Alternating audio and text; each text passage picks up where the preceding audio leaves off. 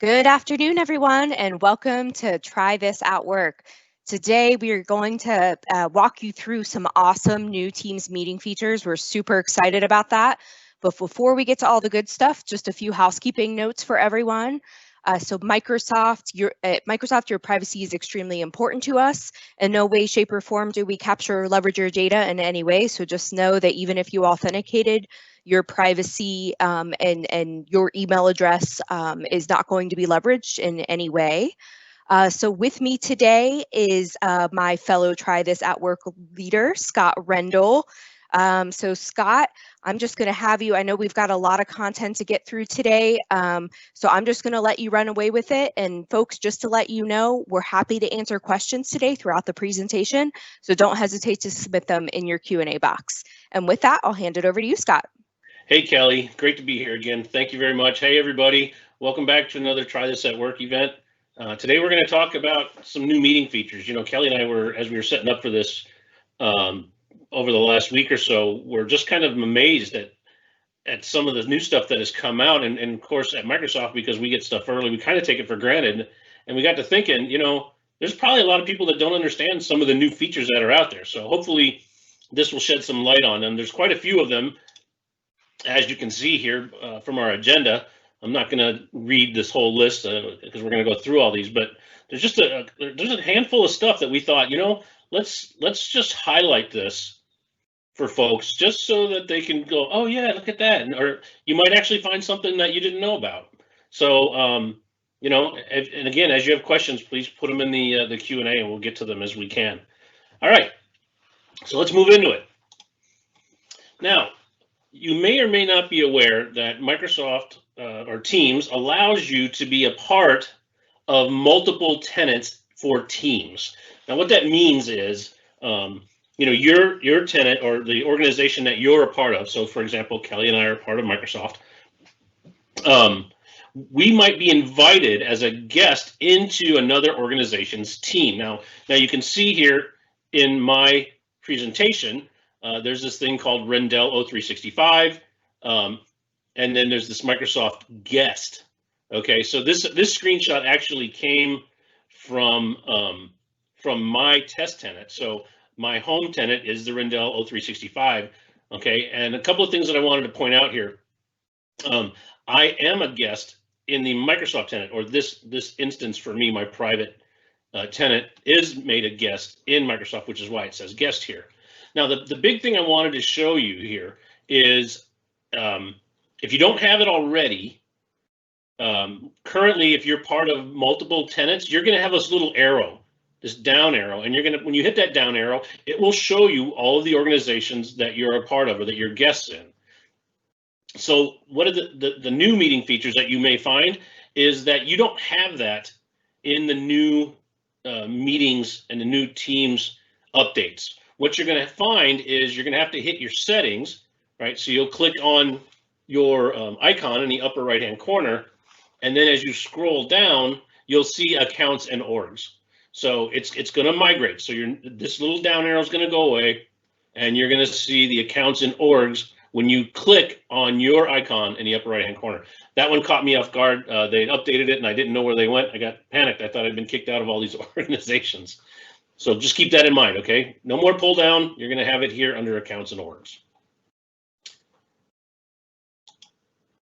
The next one that everyone's probably already seen this at this point are pop-out meetings.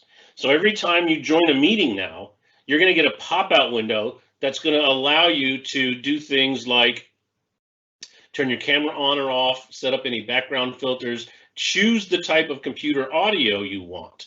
Now, this new meeting experience will only show up if you come over to your settings and turn on the new meeting experience, okay? So this screenshot is from my personal tenant, which is in the regular ring that everybody else is. And this is, of course, a screenshot from my Microsoft tenant where I have some advanced features. But so to turn this on, you want to make sure you check this radio button. And again, that can be found under settings when you click on your own little icon in the upper right hand corner.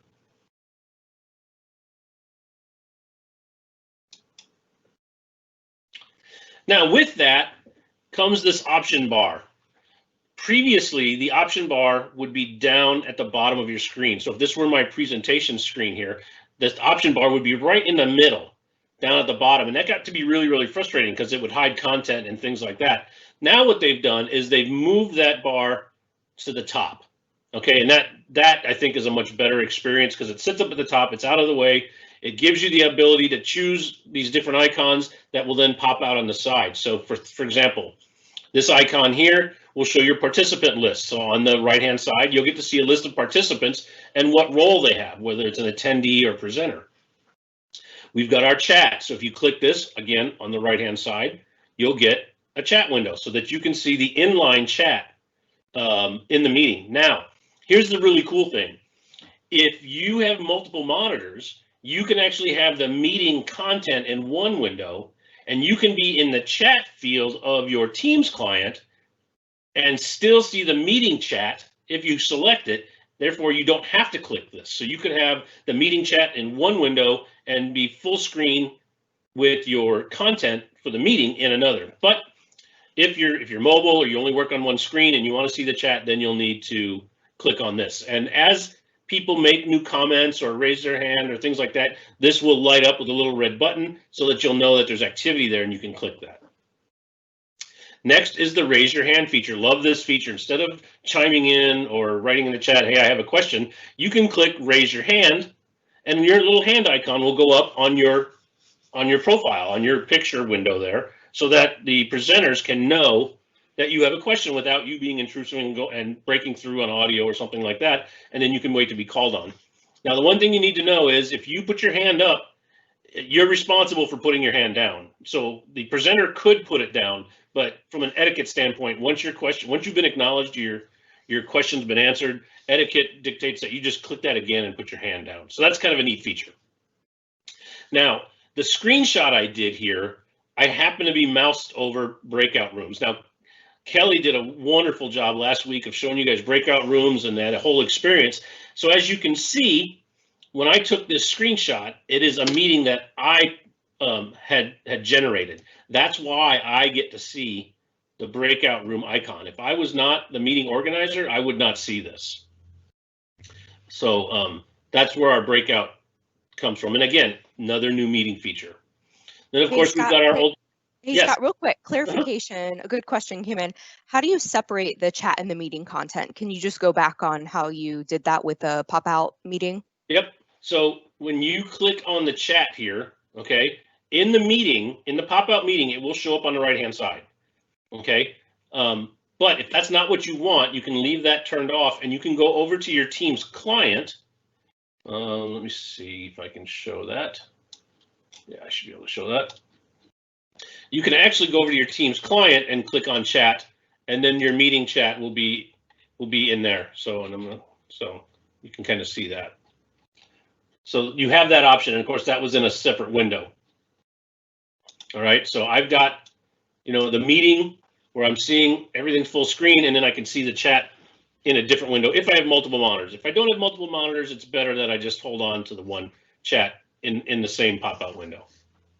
Okay, perfect. And then one other one. When presenting in a meeting, do you have the ability to move the participant windows from the bottom to the top of the screen?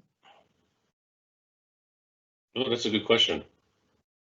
I don't think you can actually move participants. There are ways in which you can change the view, but I don't think you can actually move anybody outside of pinning them or spotlighting them. We're going to talk a little bit about that coming up. Perfect. Thank you. So you've got our ellipsis, the little three dots. We'll cover that later. When you click that, you get a bunch of options. This will disable your camera. This will mute your microphone. This will allow you to present. And as you can see, I had not yet presented because it's got the up arrow, which means you're ready to present, versus the little X here, which says I was presenting and I could stop. And then of course I could leave the meeting. So that's our feature bar. So there are a few more things than what you may have seen originally.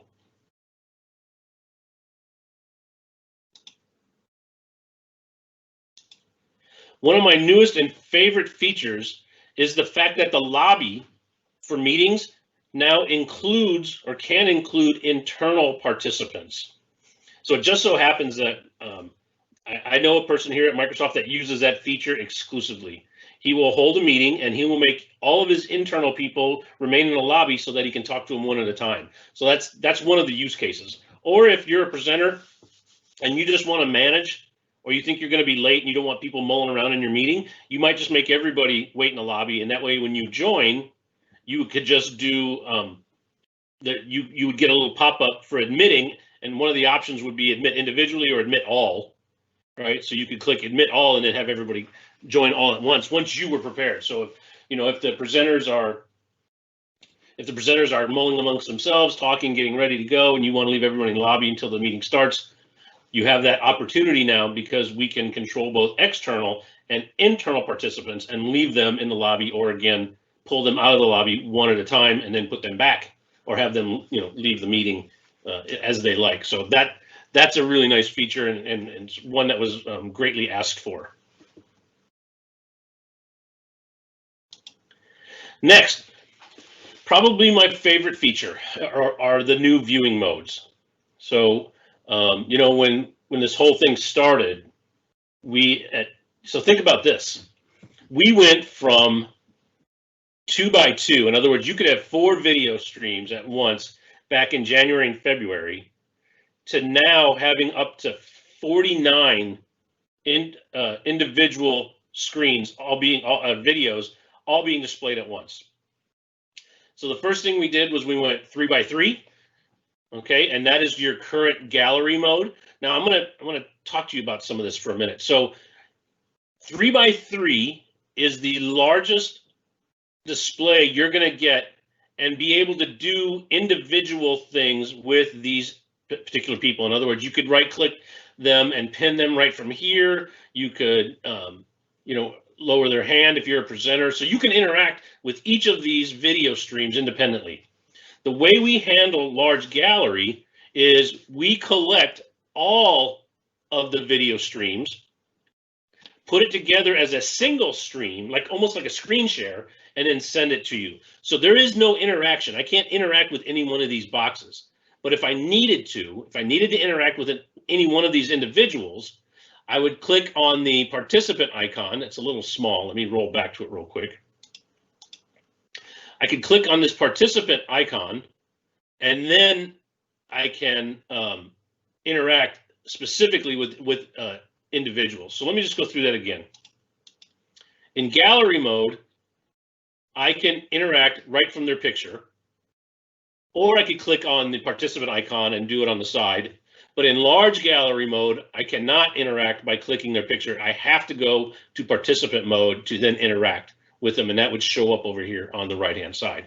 And then, of course, finally, we have together mode. So I don't know if any of you are basketball fans, but the NBA use together mode and monitors in their little bubble this year for the season, and all the fans were in together mode so that they could interact with each other. And of course, that's what each of the fans saw that joined, and then of course they could watch the game as well.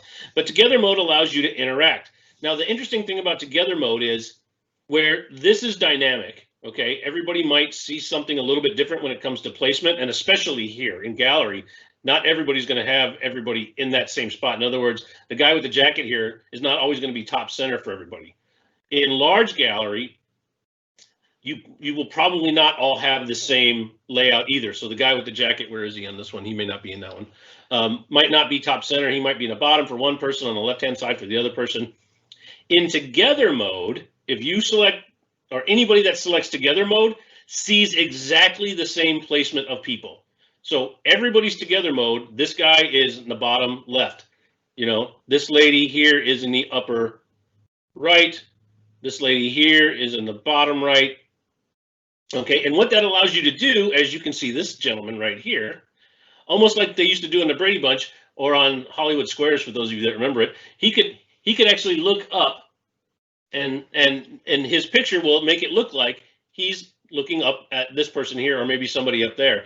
The other thing they can do, I don't see on here, is some people like to then hold their hand out to the side and have and when the person next to them in together mode sees it, they might do it for like a virtual high five. Just some of the weird things, or how we used to scratch somebody's forehead from above, you could do that.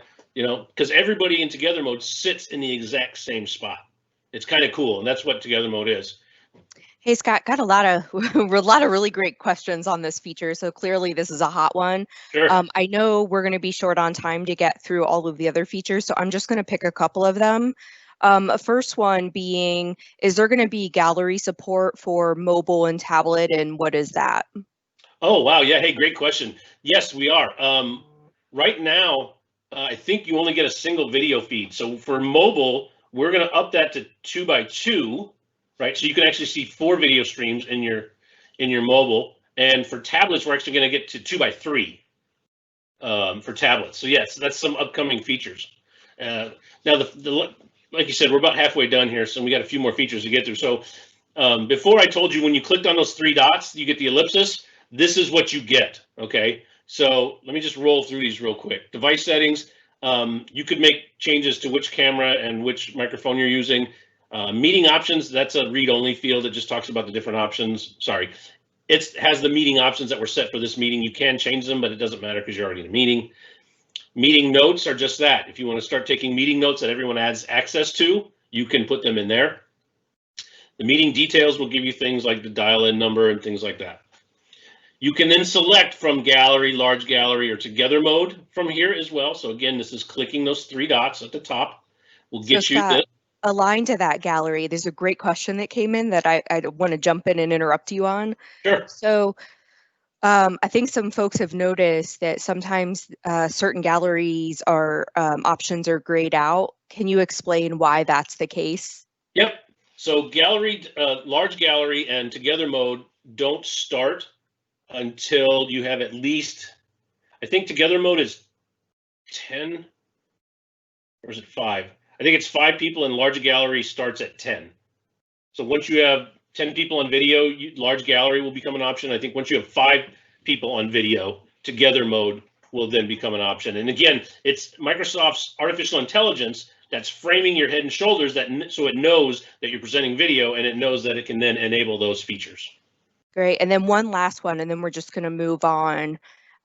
So is there, somebody wants to know if the enhanced viewing modes will ever be available when content is being shared. So can you essentially designate content to be the focus, but still have your field of view from a video perspective?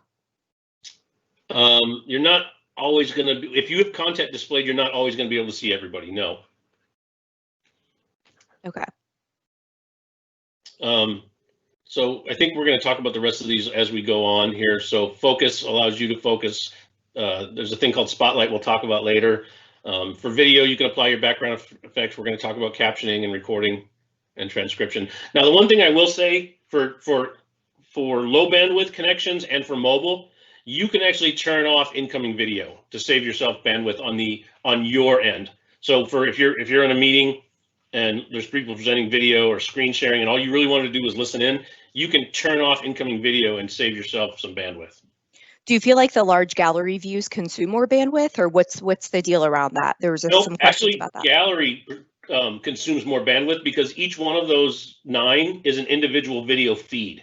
Okay, where large gallery, we aggregate it all together like a screen share, and it's a single video feed. So it's actually less bandwidth being used in large gallery than it is in gallery.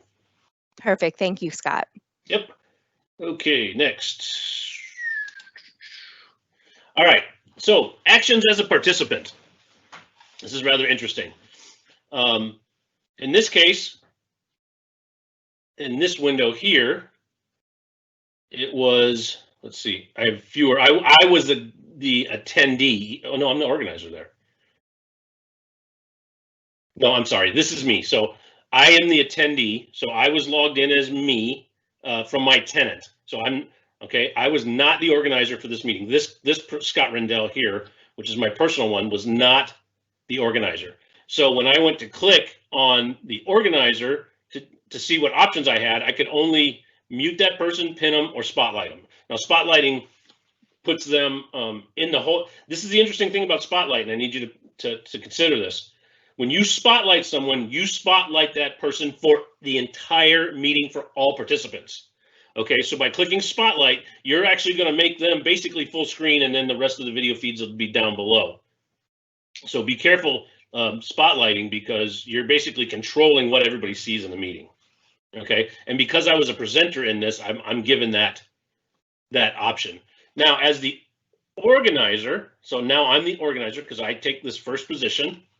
I can do things like mute the participant, but in this case, the participant was already muted.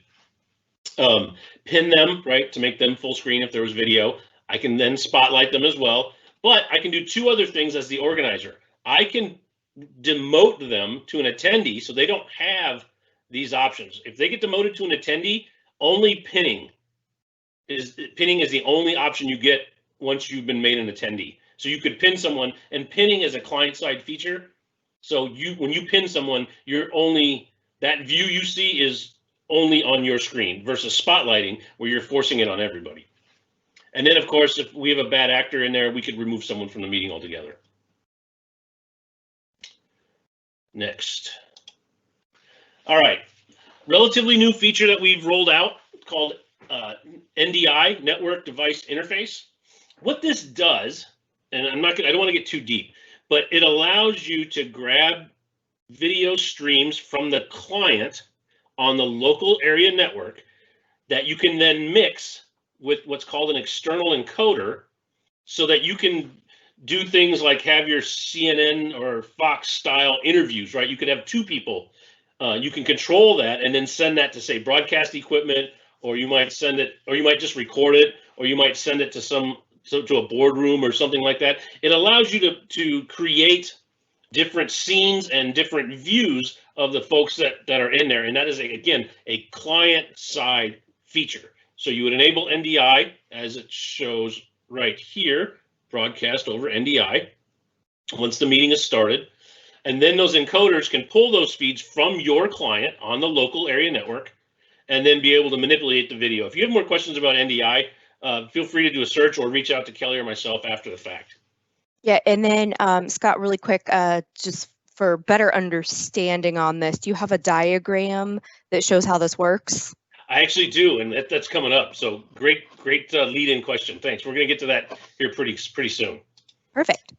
Next, live captions. So when we go back to this slide, you can see here that we can turn on live captioning. Now, live captions is a client-side feature, so you're only turning it on for yourself. And what happens is you'll then see the captions down at the bottom. So here, again, this is me at Microsoft, and this is my test tenant. Okay, so I actually said this live caption is pretty cool, and then I responded on my other computer, yes, Scott, I would have to agree. So what you're seeing here now is not only are the live captions listening to me as the local person, it's listening to everyone on the meeting and identifying who spoke. So our artificial intelligence in the cloud is picking up on all this, knows which attendees are speaking, and then attaches the name to them. So you know. So this is a great accessibility tool. Yep, and on that note, just to chime in and comment, Scott, and I'm going to let you keep going because we're running short on time. Just to let everybody know, live captions are still in English, but just know that other languages are coming really, really soon. Great point, Kelly. Thanks. Now, along with that is this thing called live transcription with recording. So now, if you turn on record, right? So where is it? Did I go too far? Yeah. So if you turn on recording and transcription, the first thing that'll happen is you're going to get everybody's going to get a banner. Recording and transcription have started. Okay, and then you can click dismiss. All right. And what'll happen is you'll have access to the transcription, the live transcription, as the meeting's going on, so that you can see what's happening and who's talking. Okay. Now this transcription automatically goes into the recording itself, so that when you replay it, it's there for you. Okay. And then of course, if you want to, you can actually hide the transcript so that it's not cluttering up or taking up too much information on your screen. And then finally, this was a big ask. We've got this thing called user voice, Teams user voice, where you as a Teams user can submit ideas for future features. this was a big one, okay? The ability to not only leave a meeting, but end it. And when you click, and you could just leave a meeting and the meeting is going to keep running. But if you end the meeting, it ends it for everybody and kicks everybody out. Very simple. Now then, I promised you a couple of tricks or two, right? It's Halloween, trick or treat. Okay, so here they are. The first one is the ability to use Teams meetings and NDI in a live event. So, like for example, in this live event, we have only a couple of layout options. Okay, you can have full screen content like we have. We could have content and then video on the side, just a small video window, or we could just have video. So we really only have those three options in a live event. What this does is it allows you to move all your presenters from the live event and put them in a Teams meeting. So you're actually going to mix meetings and live events together. So all your presenters are going to be in a Teams meeting. You're going to have a client PC in that meeting as well on a local area network like we talked about with NDI enabled. You're then going to have a PC running OBS or some form of software or hardware encoder, pull that NDI stream, mix it any way you want with different videos and different presenters, okay? And then this same PC will then be the presenter in the live event.